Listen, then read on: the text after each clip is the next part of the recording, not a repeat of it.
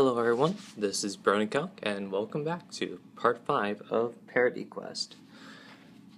Today's question is 1, even, odd, or Steve. Now I know this sounds dumb, but bear with me, I have a point here. So,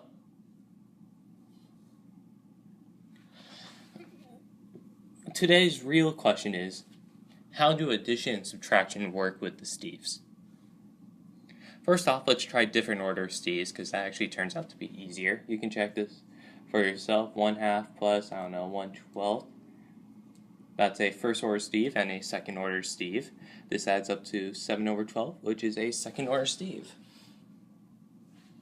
In general, if you try, let's say you have some odd number divided by 2 to the a plus some odd number divided by 2 to the b, you are going to end up with some new odd number over 2 to the whatever was bigger between a and b.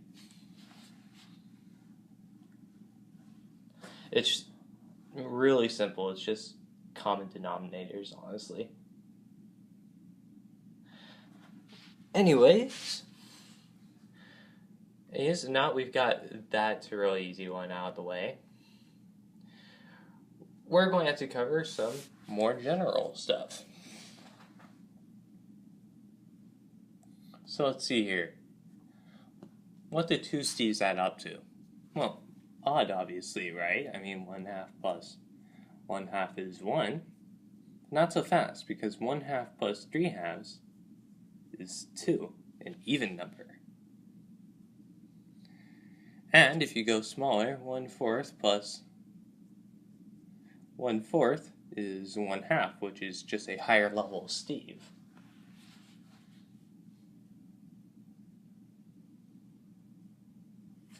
So, obviously, if we're just analyzing by what order Steve we're talking about, we're not going to get very far at all. So we're going to have to come up with new categories. Well, let's start with the basic number in each one, 1/2, 1/4, etc. But we're going to stick with first order Steves and 1/2 for now to set up our rules at the most basic level. So, let's call this a division 1 Steve, a division 1 first order Steve. Division subgroup, I think I used subgroup when I was playing this out, but it doesn't matter. So, if we had two division 1 Steves, we want to get an odd number. Now, it's actually not hard to see what division 1 Steves must be. For these to add to an odd number, it's going to be 1 plus an even number. That's always going to be odd. So, we need 1/2 plus 1/2 plus an even number, or 1/2 plus 1/2 plus an even number.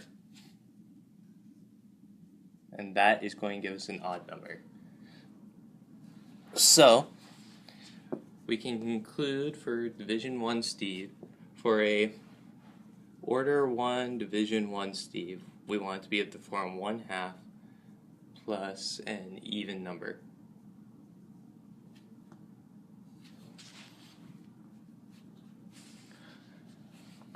Thus, if we want an order 1 division 2 Steve, we want it to be 1/2 plus an odd number. And those are going to add with 1/2 to form. So if we add these together, we're going to get some odd number. 2 D1s form an odd number. 2 D2s. It's not hard to check that those also form an odd number. But if we added D1 and D2, we get an even number. So, by introducing even more complication to what was already a huge mess, we have finally come up with some semblance of order. But I know what you're thinking, faithful viewers. You're wondering, can this get any more insane? Because this just isn't doing it for you. It's way too simple. Well, don't worry. we're about to analyze, we're about to go down a level. Because we just said 1/2 plus 1/4 is equal to another order 2. So if we have an order 1 and an order 2, we get another order 2. So in other words, not only do we have to deal with 1/4 plus an odd number is some division, 1/4 plus an even number is some division. Now we have 1/4 plus order 1 division 1 steves, and 1/4 plus order 1 division 2 steves. And you can figure that out on your own, honestly. It's not too hard. The rules just kind of start to get inherited as you go down further and further, and it doesn't look too bad as you go down, but you'll find some messes. Trust me, it's not too hard to find them. So, now we've established how these work, and you're going to have, and those will be order 2, division 1, etc., etc. Then you have to add those to form the 8 divisions of order 3, and it will get exponentially more messy as you decide to go further. But that doesn't really answer our question, does it? We only need one rule to answer this question. And that's the first rule, that it always goes to the highest order steve. So, I'm going to write 1/2 as this infinite series. Plus 1/4 plus 1/8 plus 1/16 plus dot dot dot. And we're going to analyze this one part at a time. So, this is an order 1 plus an order 2 steve. So, add those up and we get an order 2. This is an order 3 plus an order 2, order 3. Order 3 plus order 4, order 4. And you can see where this is going. As we go further and further and further and further, we eventually find that 1 must be an order infinity steve. And now the steve are really getting annoying. Because didn't we just say that pi is also an order infinity steve?